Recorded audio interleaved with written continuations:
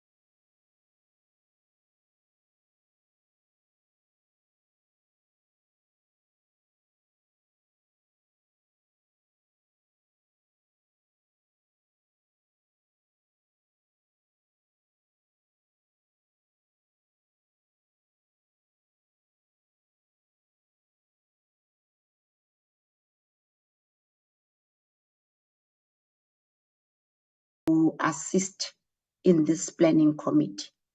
We have now come to the end of that arrangement, Chairperson, and I have identified new committees within the cluster to assist this committee, hopefully permanently for some, temporarily for others.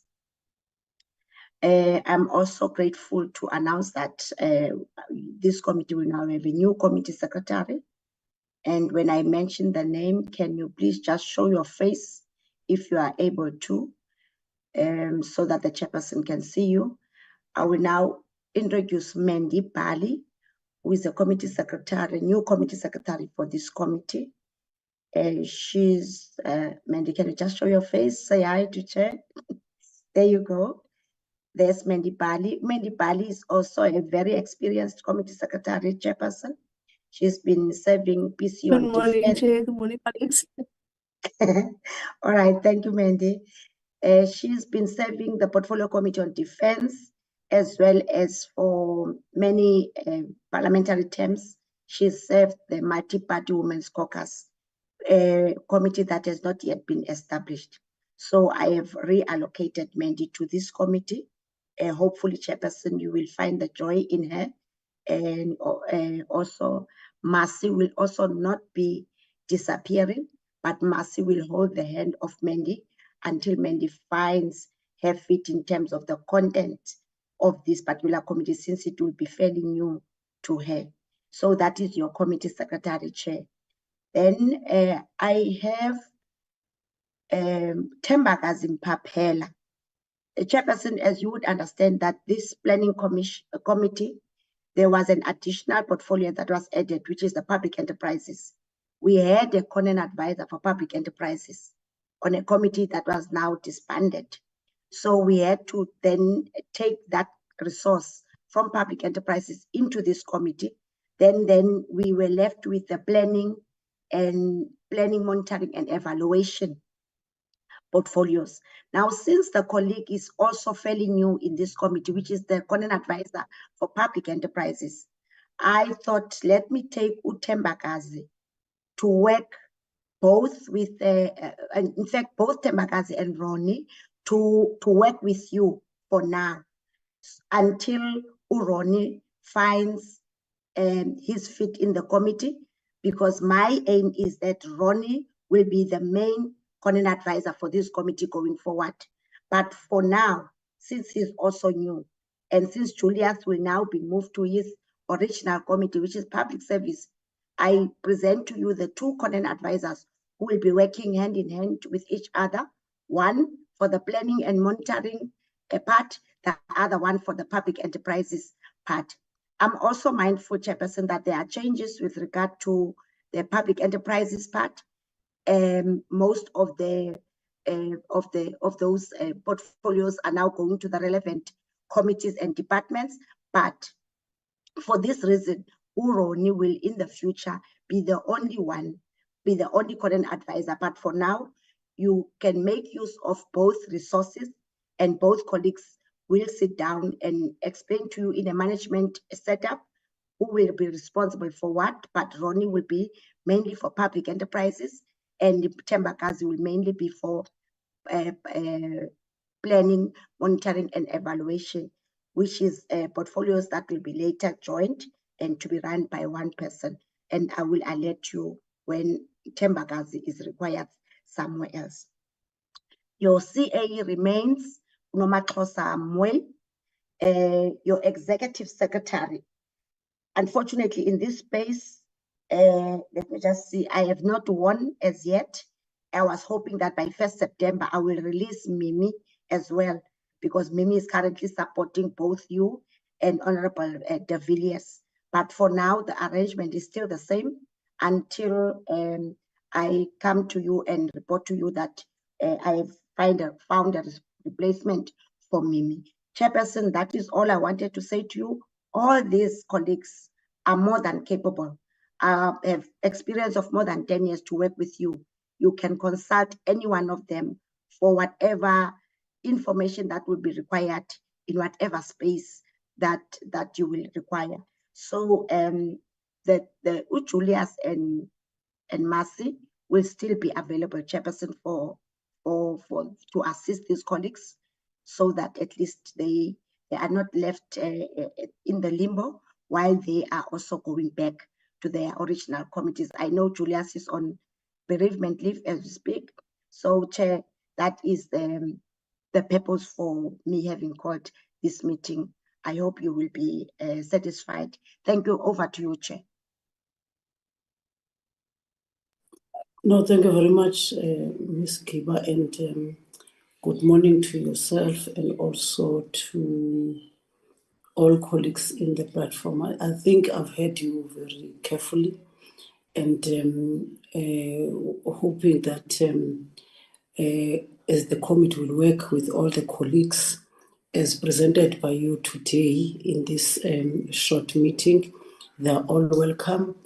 For example, I know Mandy, we've been working with her in the Women's Caucus for the whole 5 years in the 6th administration. And I might not know Tembakazi, but we'll know each other. But they're all welcome, and I will also introduce them in the committee meeting so that at least they are also members of the committee familiar with the new colleagues in this committee. And thank you very much to yourself as well.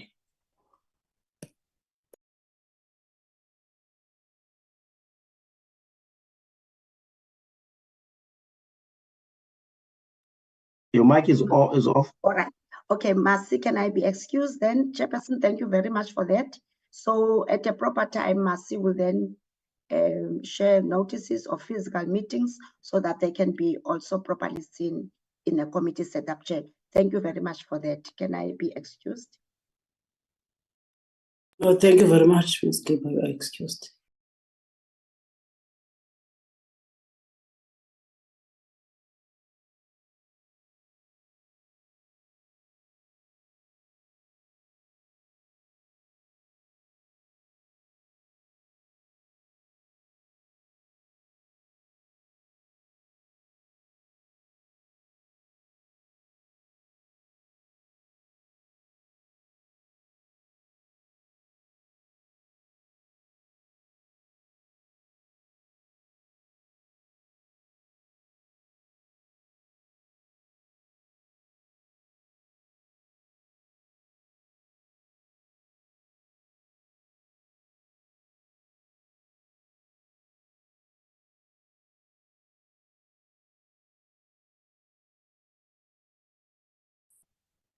Good morning, everyone.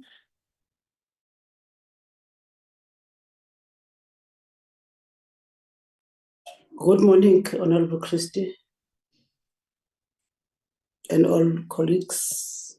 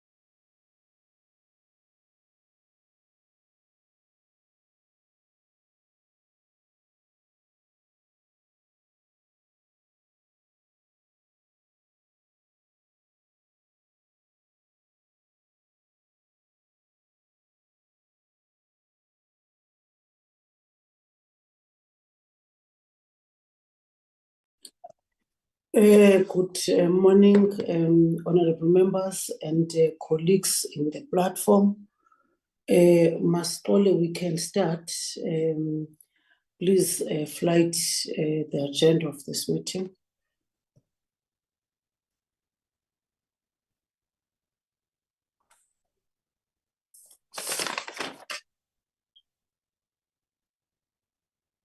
No, thank you very much, Masi.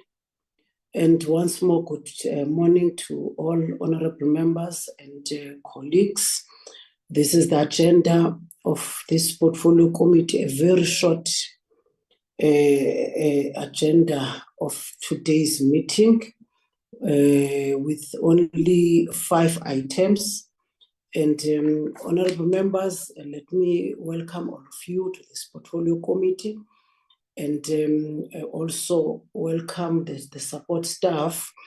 We've got a short committee meeting, and in the agenda is before us, and there's one item on the legacy report of the public enterprise, and propose that the content advisor will briefly advise how this report will be processed. As we all know and heard the announcement by the President on Monday, the 26th of August, 2024, assigning responsibilities for certain state-owned enterprises that previously fell under the DPE. And obvious now have been moved to the respective line function ministries. So, honorable members, we all know that this responsibility were just a temporary responsibility of this committee for a few weeks. But however, then the content advisor will come in the next item. You are all welcome. And let me first also introduce in the midst of this portfolio committee, a new staff support of this portfolio committee of planning, monitoring and evaluation. We've got a new secretary, portfolio committee secretary, Miss Mandy Bali, who will then open her video and greet everyone in this meeting. Miss Bali. Mandy.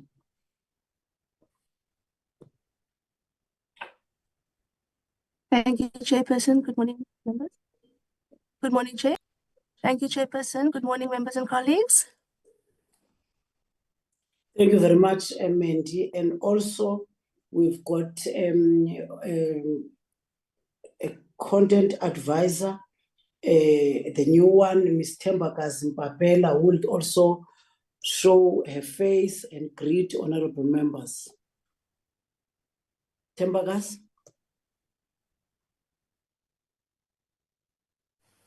Good morning, members. Thank you, Chair. I'm not sure whether I'm visible now. Mandy, can you see my face? It's giving me a black screen. But thank you, Chairperson. My name is Thembakazi Mpapela. I will be responsible for planning, monitoring, and evaluation. I have been a content advisor for the Multi-Party Women's Caucus for the last 2 terms. Thank you, Chair.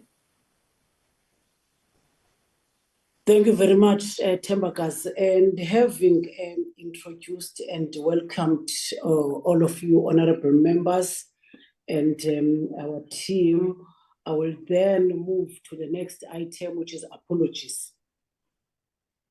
I know that there's one apology from Honorable Butelis. I didn't see other apologies, Masi.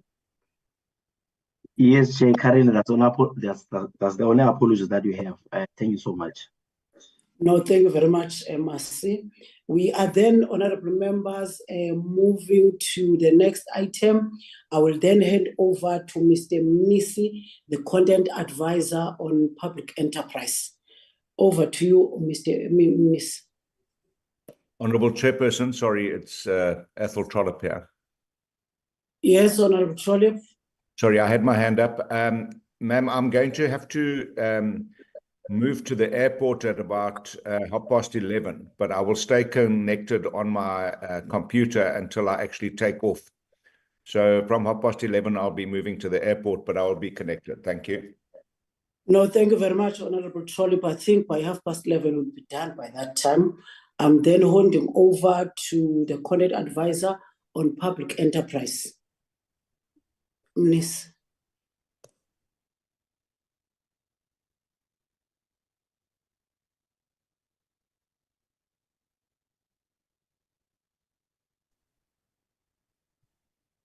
Thank you, Chair. Chair, as you've introduced me, my name is Rodney Mnisi. I'll be taking you through the presentation on the 6th Administration Legacy Report for public enterprises, Portfolio Committee on Public Enterprises.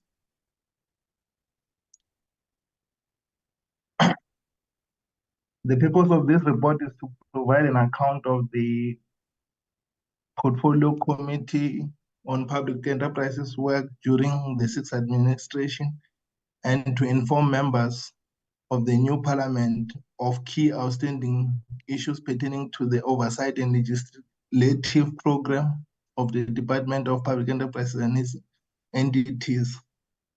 So the chairperson has correctly said that the department has ceased to exist and the entities have moved to their line functions. But this report provides an overview of activities that the committee undertook during the 6th Parliament, the outcome of these activities, as well as any challenges emerging during the period under the review, and the issues should be considered for follow-up during the 7th Parliament, I think. It summarizes the key issues and follow-up with recommendations to strengthen operational and procedural processes to enhance the committee's oversight and legislative roles in the future. So this report details activities by the committee during the 6th Parliament, which was May 2019 to March 2024. The Committee on Public Enterprises provided oversight to the Department of Public Enterprise, which was a shareholder department was a shareholder department and its state-owned entities. The department was a primary interface between government and these companies and provided input into formulation of policy, legislation, and regulation. The department also was responsible for Alexco, Denel, ESCO, South African Airways, South African Forestry Company, and Transnet.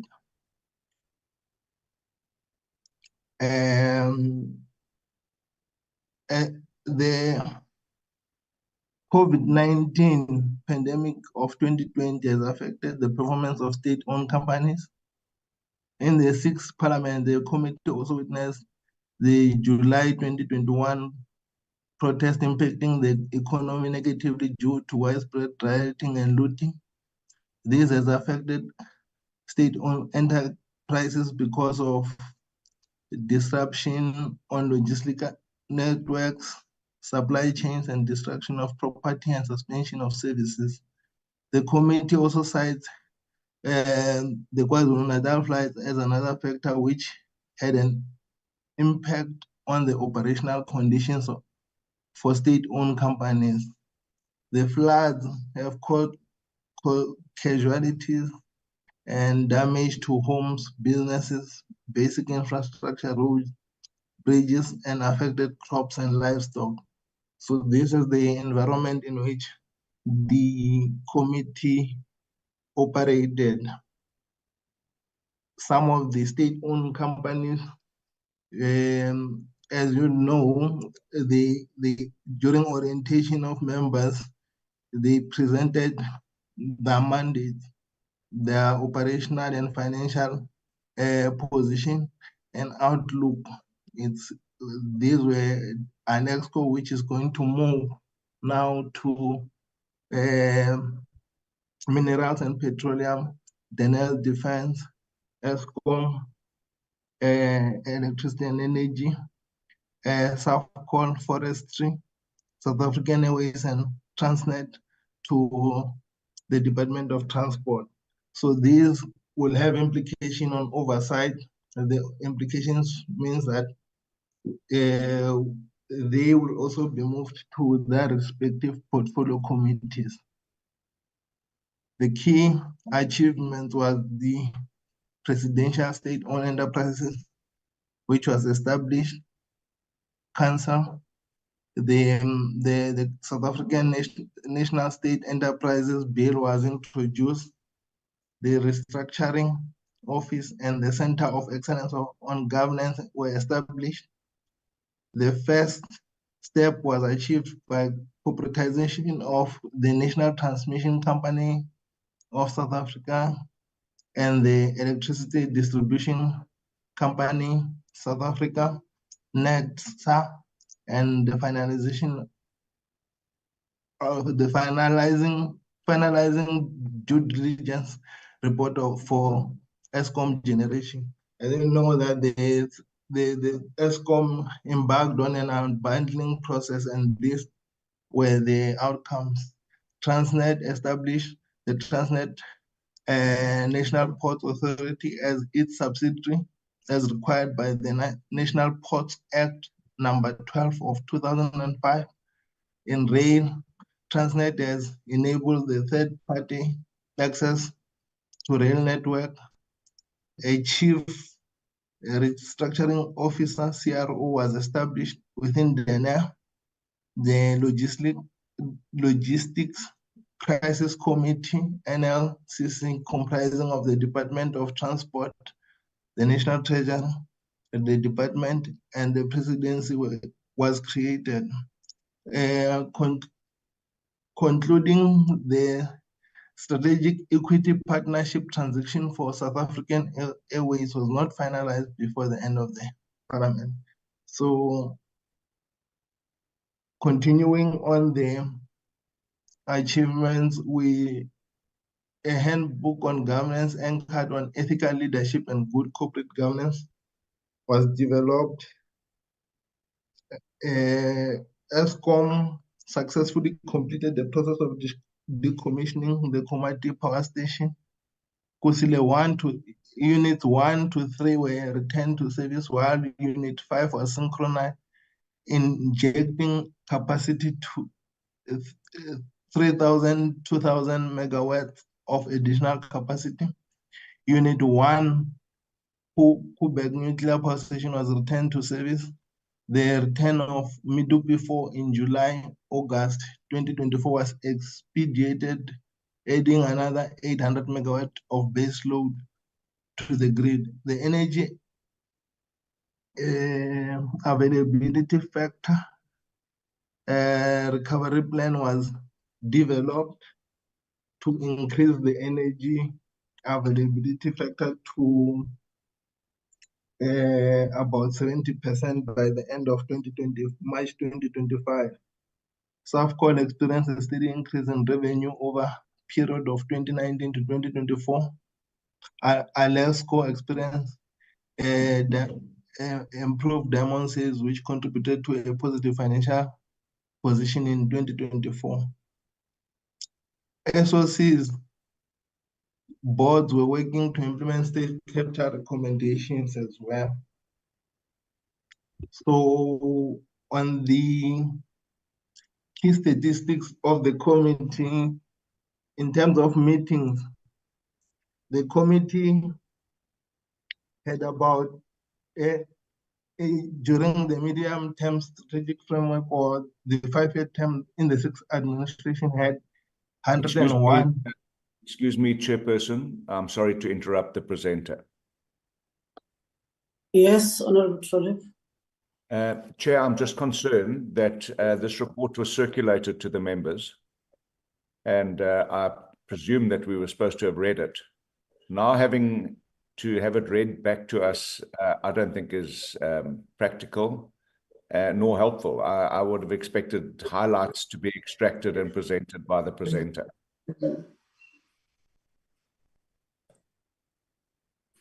Thank you, Chair. No, thank you very much, Honorable Trollip. Minister, please, I think in our conversation yesterday, I told you you must just present high level so that we take this report to the relevant ministries. Thank you. Thank you, Chair. So, yeah, the key statistics are there. In terms of meetings, in terms of legislation, there was no legislation. Oversight trips, none. International agreements, none. Statutory appointments, none. And petitions, we had 2. So the emerging issues were around the oversight, were port efficiency, congestion in the Port of Durban, general sustainability, load shedding, and need to evaluate the impact of the IPPs on sustainability of ESCOM. Outstanding matters, it will be the corporatization of the TNPA and operational and trading of the National Transmission Company of South Africa, legal separation, government or legal separation of generation, government shareholder management bill, which will be the focus of this committee. This one was developed oversight shareholder model for associates with minority government shareholding, claims affecting Alexco and SAFCON. So there were no study tours, but then the committee said we need to prioritize OECD, BRICS, and other countries, and so the best practice should be introduced to the committee through interaction with continental counterparts as well. On the petitions, it was allegations in the irregularity of SAA and a petition on Jamestown. Those were 2 petitions that came to the committee. I think on recommendations, one will be to improve the submission of SOC's financial statements to the financial statement to the Auditor General of South Africa by legislative deadline, improve low performance rates on the mandates and service delivery objectives, monitor restructuring turnaround plans of SOCs, including the rationalization of state assets, implementation of the BRR and AXA timelessly, the recommendations, improve submission of shareholder compacts, the committee to have more joint meetings with committees in the economic class. The committee should provide members orientation in the public enterprises and state-owned companies which happen, capacity building on financial governance in preparation for a new role of SOCs. International oversight should be prioritized. And lastly, I think the report into investigations and recommendations of state capture should be followed up in conjunction with portfolio committees on justice and constitutional development on police. Transnet's road to rail strategy should be fast-tracked. The Transnet should present committee progress on cable theft. The committee should meet internal and external auditors to address issues faced by auditors. the reconfiguration of states should be prioritized by the committee, which is moving some of these entities into their respective departments and ensuring that the shareholder management bill comes to the committee. So the committee should engage and guide government in its plan to turn around SOCs. Thank you. No, thank you very much. No, thank you very much, Mr. Mnisi. Honorable members, that's the legacy report of the 6th administration on PE, on public enterprise. And I will propose to this meeting that we note this report and forward the recommendations to the relevant line function ministries of these entities for coherence. I will then, honorable members, take hands for members that want to speak. I see the name of the hand of Honorable Bergman and the note from Honorable Tam.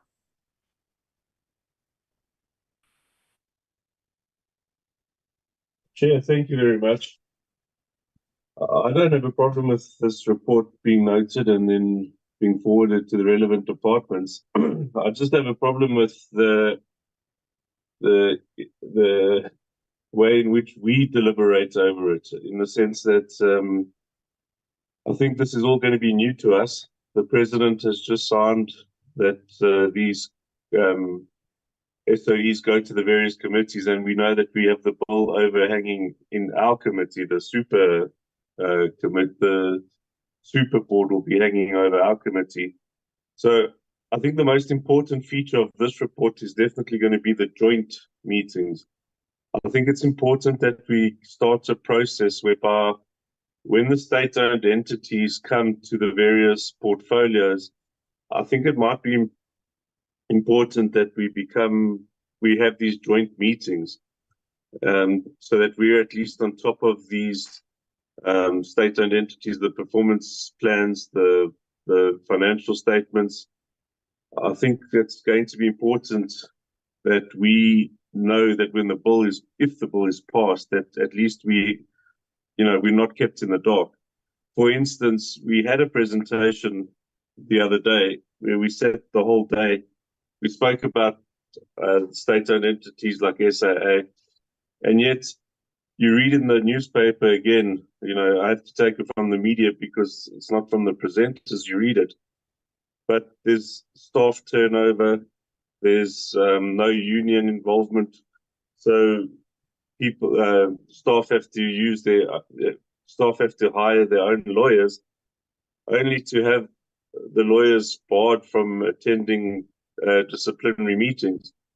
Now, items like that, where a person doesn't have the right to a fair trial or the right to a fair hearing in SAA, if we're starting with an internal culture that we've just departed from, we're going to start heading into the same problems again. And that's not the turbulence that we want. That's the turbulence we've left behind. So this type of oversight, before we hand the report over, I think we need to leave the legacy problems. I think we need to also add our own workshop, what we had workshopped in the past. So almost like a version 2.0, what we had workshopped. I think we need to also give some comment as to what we've experienced from our own workshops into these legacy reports being fed into the relevant committees.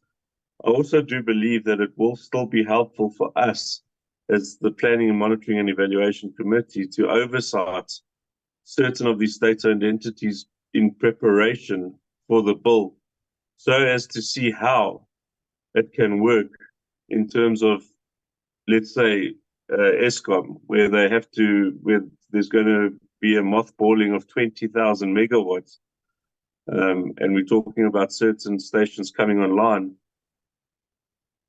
we should be doing a joint oversight with that relevant portfolio to start seeing what a super board would be able to do that the committee itself wouldn't, or couldn't do in the absence of such a bill. In other words, is such a bill necessary? And I think what I would also propose is that these oversights are prioritized in terms of how effective, prioritized in terms of what dangers are posed or risks are posed to our economy.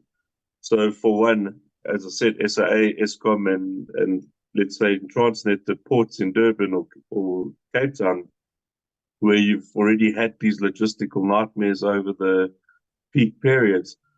I think, again, a joint visit with the relevant portfolio would not be amiss in terms of trying to just ensure that both the legacy report and the interim reports that we received, that when there's a handover, that nothing is missed. Thanks very much, Chair. No, thank you very much, Mr. Honorable Bergman. Honorable members, I will note Honorable Mutana will be the next, followed by Mkumbana, then Christy, and then Honorable Fasia Hassan. Honorable Mutama, Honorable Mkumbana, Honorable Christy, then Honorable Hassan. Thank you, Chair, and honorable members. Chair, I just want to note the two critical silences on the report. The first is this ministry is about planning, and I would have expected that in the achievements there's some reflection on what planning interventions were undertaken to assist the state to plan, because that is the main mandate of this particular ministry. But there's a total silence on the legacy report on that. And then the second matter that I wish to note with concern is that the low levels of study tours that have been undertaken. If we are going to improve on the mandate of this particular portfolio committee, we must learn from the best experiences internationally. And so I know that there is actually a zero study tours which were undertaken. And also, I think the levels of oversight are equally very low. Hopefully, planning ahead, we will make sure that we address these two matters.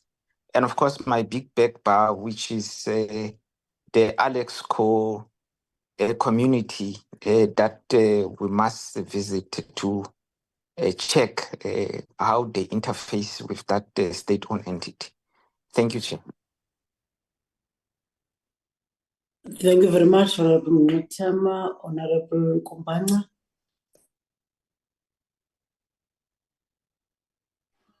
Thank you, Chair, and good morning to all the members on the platform.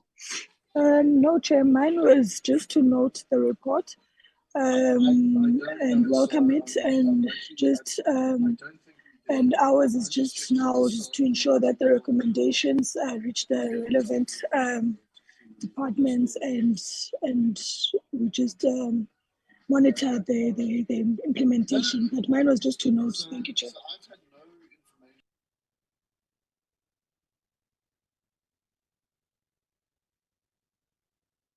Honorable Christie.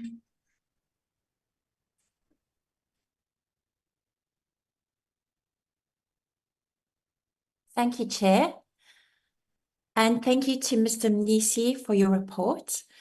I note in the report, Mr. Mnisi said that the state-owned companies boards worked hard to implement the State Capture Commission's recommendations. And another comment that we want to prioritize key learnings from countries where state-owned enterprises and companies work, such as in the OECD. My question is, knowing that state-owned enterprises are less accountable to Parliament than government departments, and knowing the absolute vital importance of directors, of the boards, the role that they play to hold management of the state-owned companies or enterprises accountable, who appoints these directors? And who will be appointing these directors in future? So from what I'm noting and hearing and reading in the media, it's been the president and the cabinet ministers who've been appointing the directors of the state-owned enterprises and companies. I want to ask whether we can learn from countries in the OECD which have successful state-owned companies and enterprises and open up the process for the appointment of directors of state-owned companies. At the moment, it seems to be very opaque, covered up, closed, and secret. We need to open it up so that everything can be clearer. And in the OECD countries, if a citizen wants to serve on the board of an SOE, they have to pass a clearinghouse step.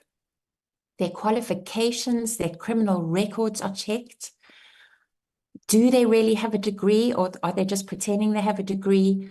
And then after the clearinghouse, there's a group of HR people who look at what members of what political parties are these candidates members of? Are they possible cadre employees? Have they disclosed which political parties they belong to? Have these potential directors disclosed any potential conflict of interest? After that, there's a shortlisting committee of candidates for the directors of the boards. And then there's an interview committee which interviews, clarifies, collects evidence. And then there's an appointments committee where technical expertise is applied and a shortlist is developed from which the president and ministers can select. But the whole process in these OECD countries from which we want to learn is very transparent and open. Any talented citizen is able to apply to be a director, not just friends of the governing parties. And everybody is able to have a look in and see who's applying, what qualifications they have, and whether or not they'd make suitable directors of these state-owned enterprises. We've seen the state capture reports have clarified that it's been the directors of these state-owned enterprises who've allowed the looting, the plundering, the inefficiency, the massive, that's resulted in this massive debt burden that Eskom, for instance, and Transnet are now buckling under. The president announced yesterday in Parliament that he's excited about a sovereign wealth fund. However, that option is very optimistic at the present, given the huge debt that our state-owned companies are buckling under. And if we're going to fix our state-owned enterprises and indeed develop some kind of surplus eventually, once we've got out of debt, to create a sovereign wealth fund, we've got to make sure that the best, most qualified, most competent people are the directors of the boards. And so, given that in this legacy report, our department accepted the fact that we need to learn from successful countries where SOCs are successfully run, can we please look at how we appoint directors, and can we please learn from them? And as our party is part of the Government of National Unity, I would be extremely enthusiastic and willing to serve in researching and finding out what would work best so that our state-owned enterprises can thrive and services can be delivered to businesses, farms, and mines. so that jobs can be created and parents can put food on the table. Thank you very much. Thank you very much, Honorable Christie. Honorable Hassan.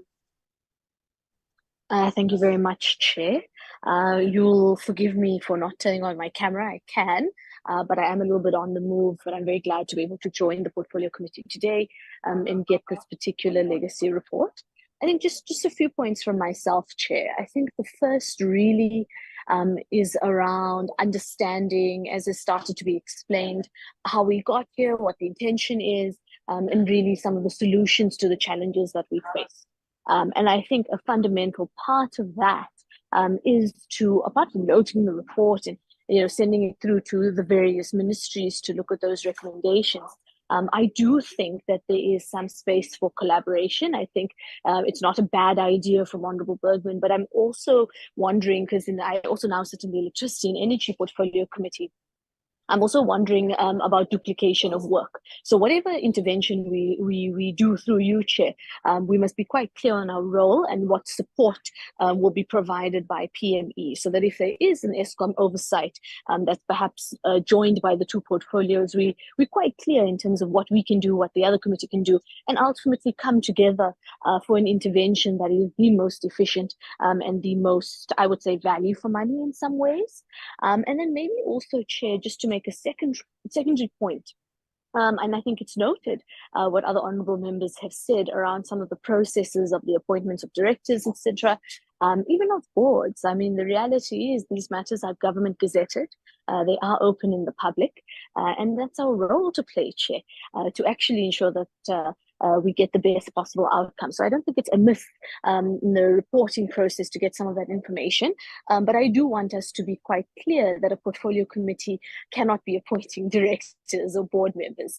I think that would be an overstep of the role. Our job is just to ensure an oversight perspective, but I think it's an excellent idea, and I think we're all looking forward to finding different benchmarking points, whether it is in OECD countries, whether in BRICS countries, but ultimately saying there's new terrain before us, and what is the best way for us to enter into this era in a way that really does get the job done, like I said, in the most efficient and value for money way, but also ensuring that we set up the right kind of structures, which is quite exciting for us to do going forward.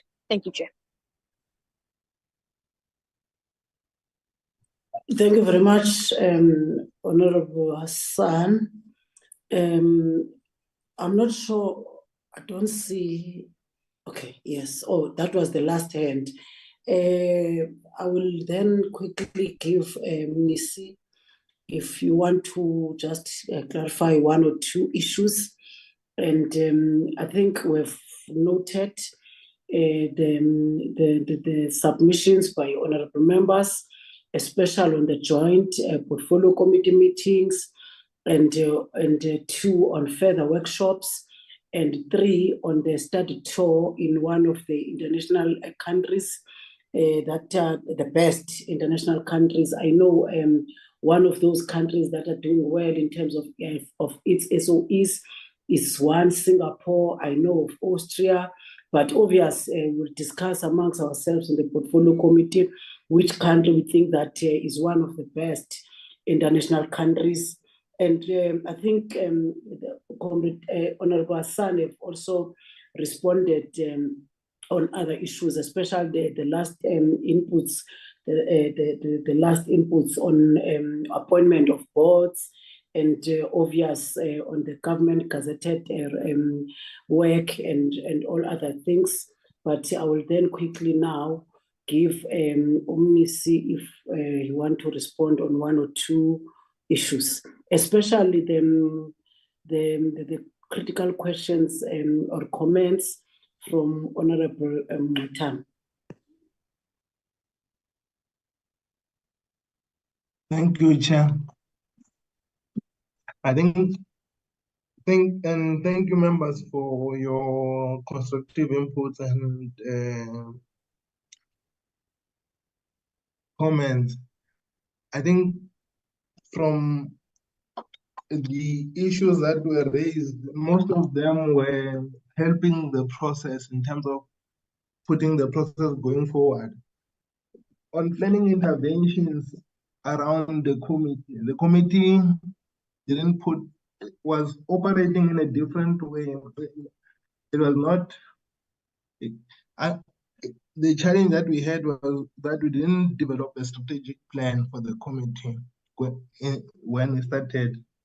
And that, in a way, meant that the annual programs that came from the committee were issue driven, and scrutinizing annual reports, interacting with Auditor General, robust oversight visits, and those were the issues that came up. But on planning interventions related to SOCs are expected to plan on their own, and the department was providing oversight to SOCs in terms of their plans. And on study tours, some of the challenges that we experienced, that we proposed several study tours that we wanted to take to understand the best model on how to run the SOCs and how to ensure that government is an active shareholder in the SOCs. But due to COVID, I think that's the first point. When 2019, when the committee started, 2020, there was COVID, there was restriction around travel, and we didn't get to seem to come to the whole issue of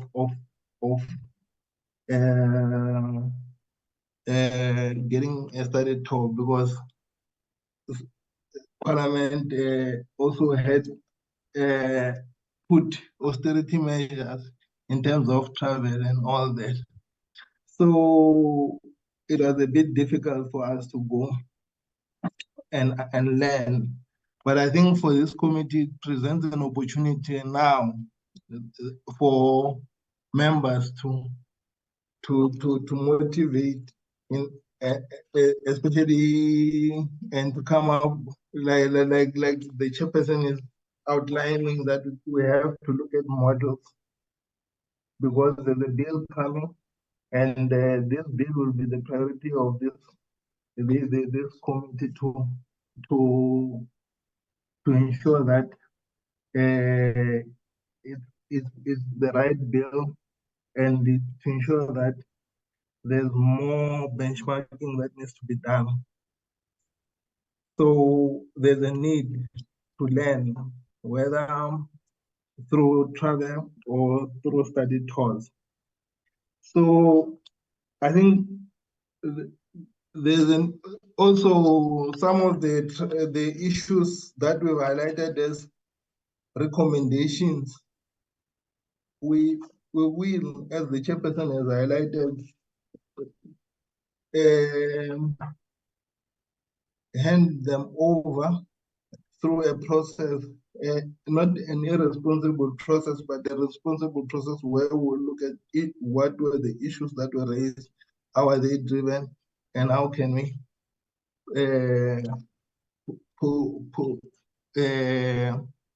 propose that they are taken by the line departments, because they relate to line departments.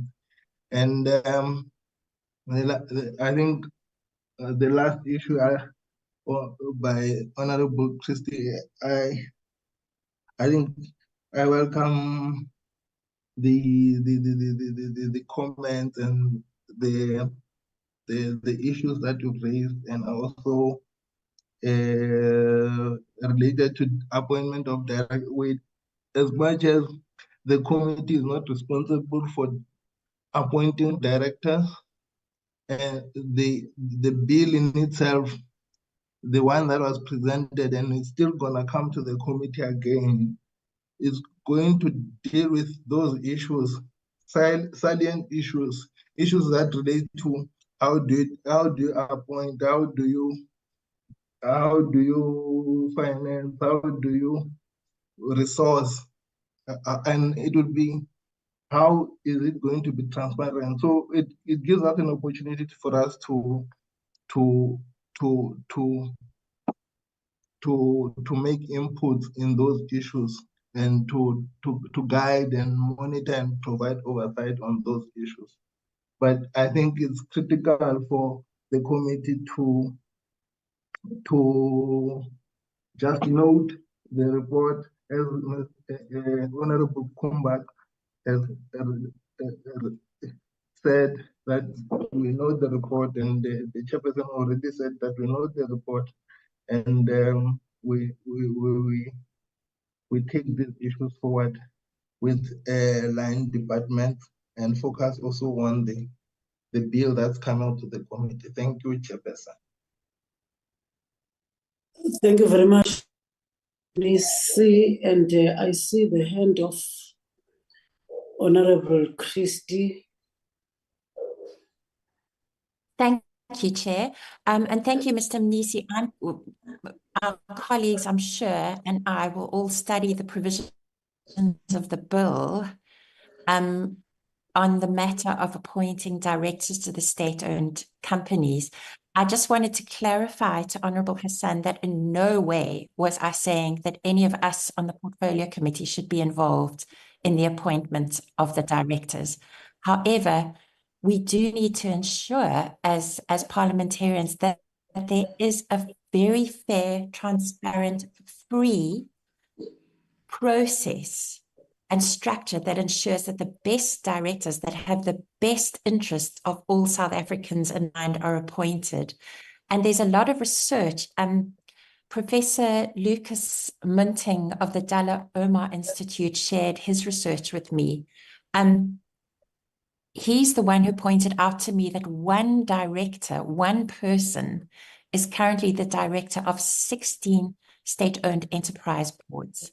And I don't know how that one person is doing a good job of holding those state-owned enterprises accountable.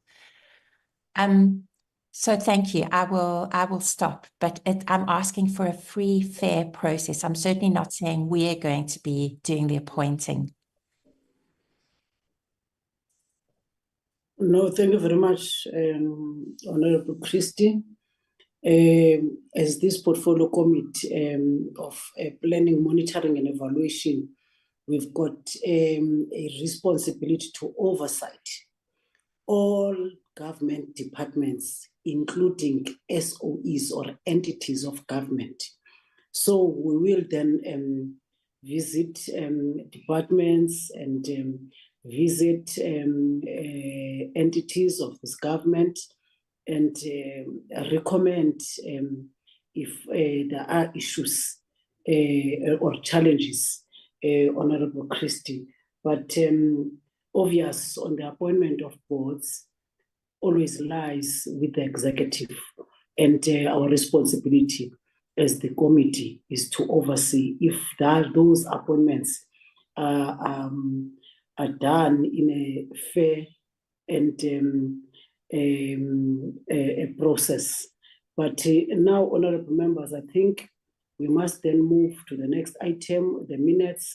There are 3 sets of minutes that have been emailed, and they were also posted in our group of the Portfolio Committee. Masi, let's start with the first set of minutes of the 10th of July, 2024.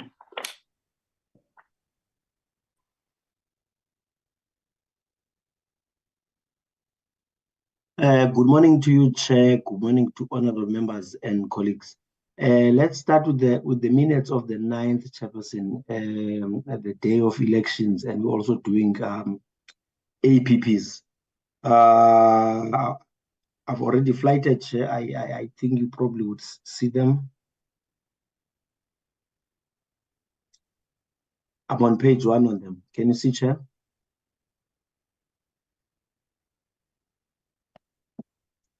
Yes, Masi, you can move. Thank you, Chair. I'm on page 1.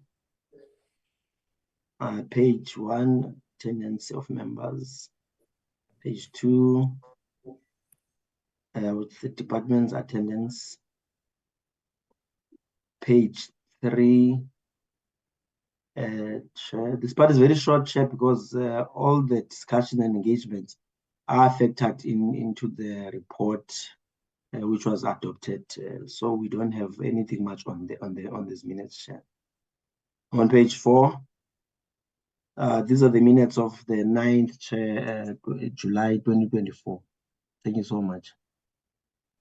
Thank you very much, Mercy. Honorable members, the minutes of the 9th July 2024 has been presented. Any issue?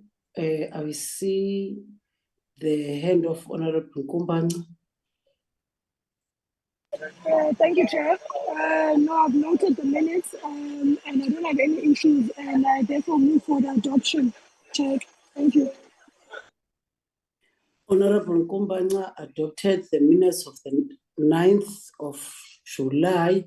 Any seconder, honorable members?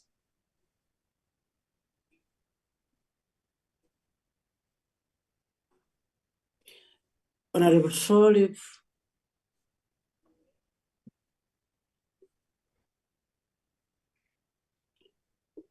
Chairperson, I second adoption of the minutes.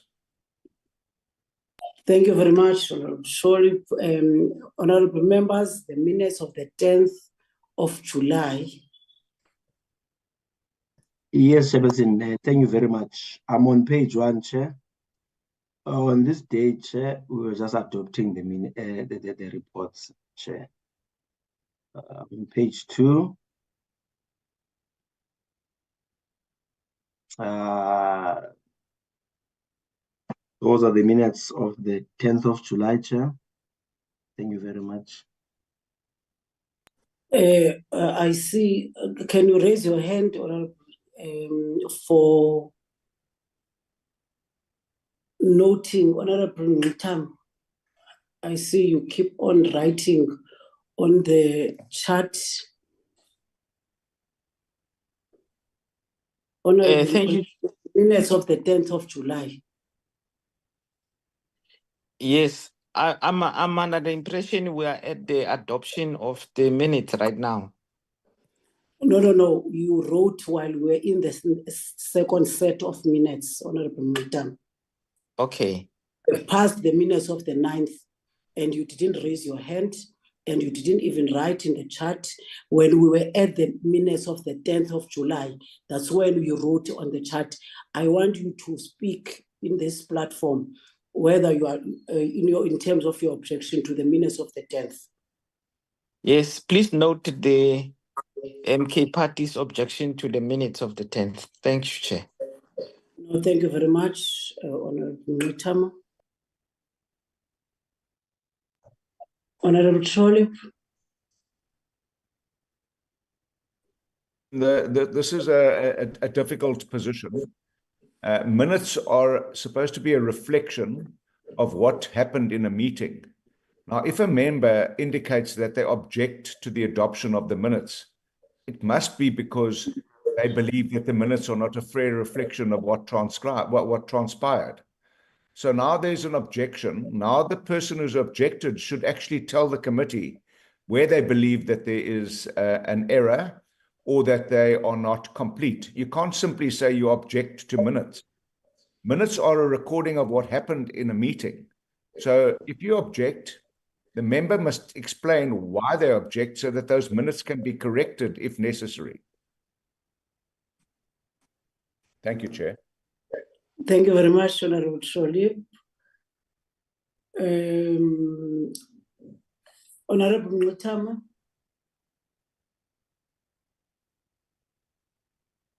Chair, for instance, there is no reflection on the deliberation on the need to specifically visit the Rachterveld community. That's a big commission in these minutes. So there's no way that we can Mr. accept Mutapa them was not as- in the meeting.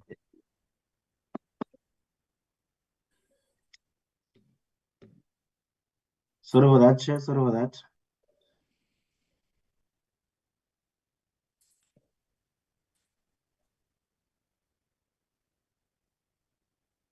I didn't omit any meetings. I don't understand what this person.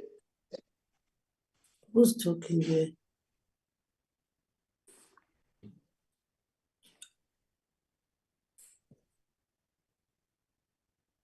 Honorable Mutana, are you still speaking?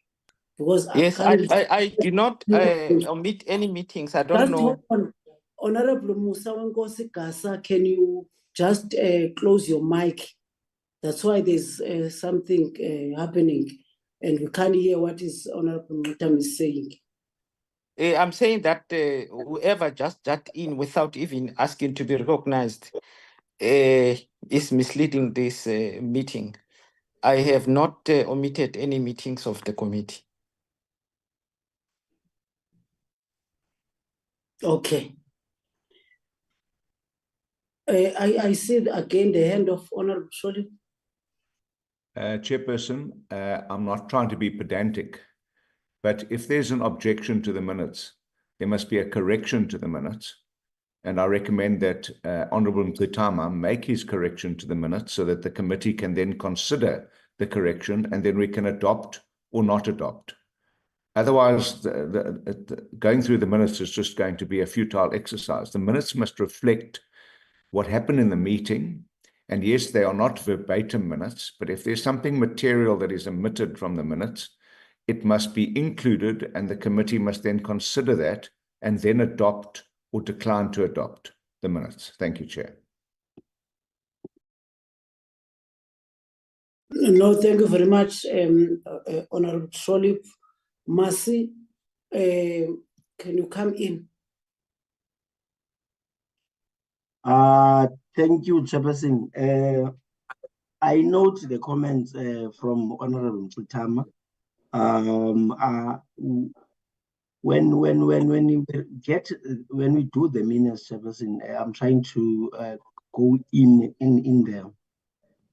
I'm trying to flight these minutes of the 10th share. These minutes of the 10th share, the committee was adopting the budget report. If you look, Chairperson, I'm trying to look at the bottom here, where members were given an opportunity when they adopt the report. I would note there 2.3 where Democratic Alliance reserve their rights to vote on the reports, and also the Economic Freedom Rider objected on the reports. So those are the objections on the adoption of the reports. It's a rare, Chair, where members would object on the minutes of the reports that were already adopted. If you remember, like I said, these are just minutes where the committee was adopting reports. So it, like I said, it's quite rare where we would object on the minutes of adopted reports, Chair. I hope I've tried to clarify, Chairperson. Thank you so much. Thank you so much. No, thank you very much, Mercy. And I still remember that Honorable Tama was not part of this meeting on the 10th. Where is the register? Can you further go up?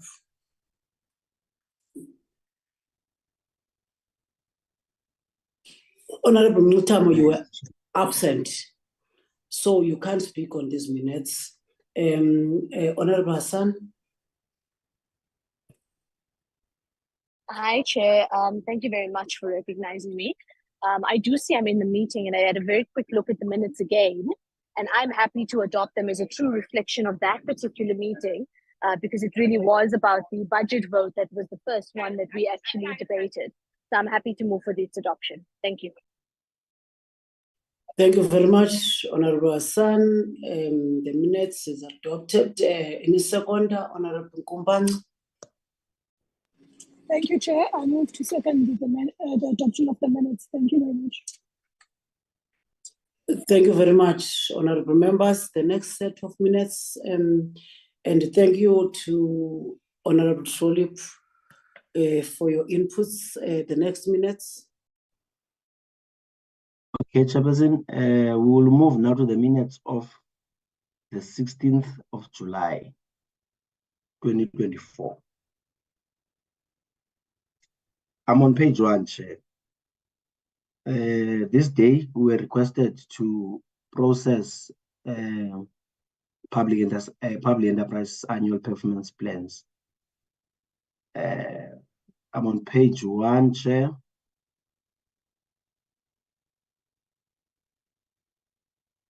I'm on page 2, Chair.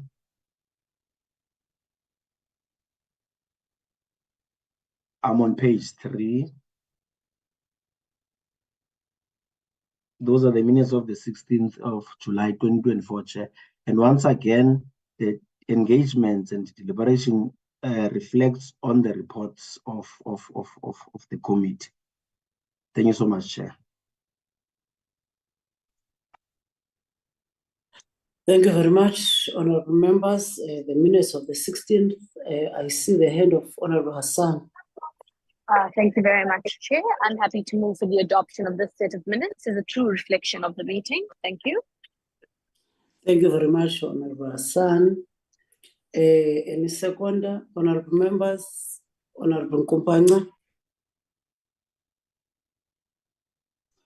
Thank you, Chair. I move to second the adoption of the minutes. Thank you. Thank you very much, honorable members. I think Mas is the last set of minutes. Chair, it's a second last, Chair. It's a second last one, Chair. Okay. The minutes of 14th August, honorable members. These were for the orientation workshop, Chair, in Parliament. I'm on page 1.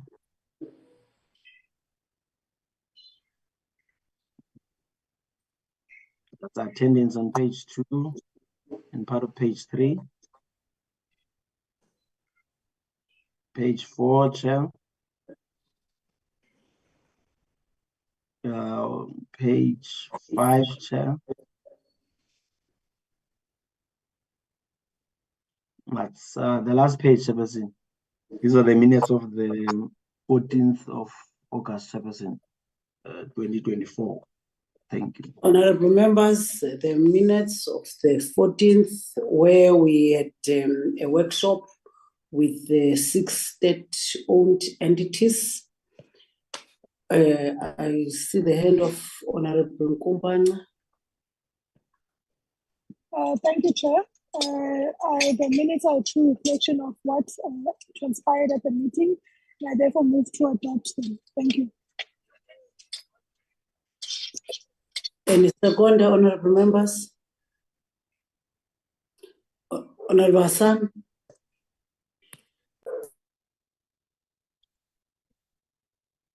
Chair, I was actually not able to attend this particular meeting, so I will not be able to adopt or second. Apologies.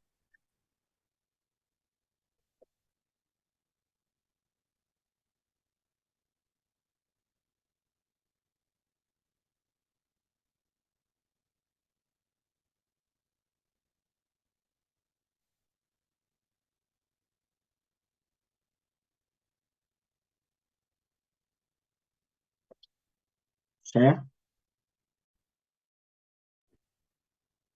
Who's saying chair?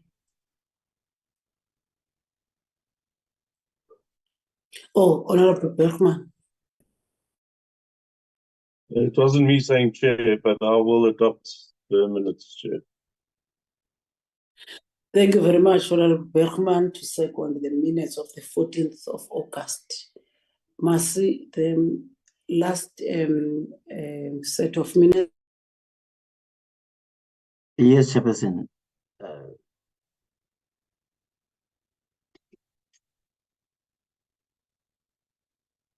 Thank you, Chairperson. These are the last minutes of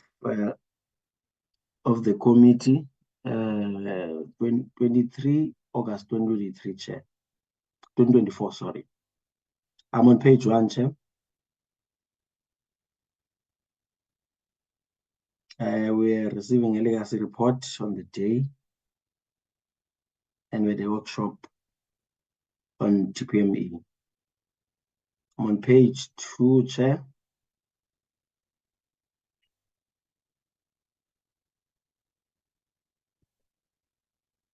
I'm on page 3.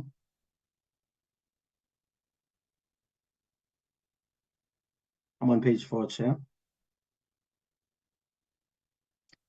That's the last page, page 5.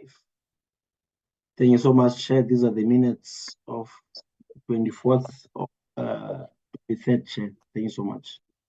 Thank you so much, Masi. Honorable members, the minutes of the 23rd of August, when we got a presentation from the department, the States SA, and the Brand SA. Honorable Bergman. Sorry, there was actually a legacy hand, but again, I'll propose. Thanks.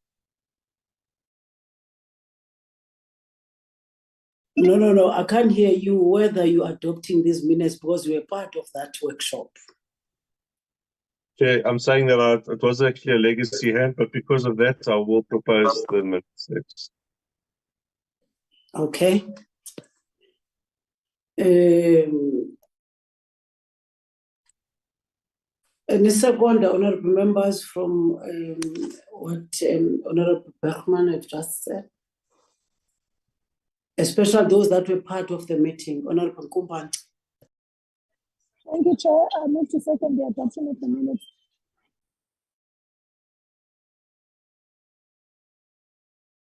No, thank you very much, honorable members. That was the last set of minutes for this portfolio committee. And now we are at the end of this meeting today. And let me thank all of you, honorable members, and also importantly, thank our support staff that always make sure that they support this committee. And now that's the end of this meeting. Thank you very much to all of you, and the meeting is adjourned. Thank you, Chair. Goodbye. Thank you, Chair. Thank you, Chair.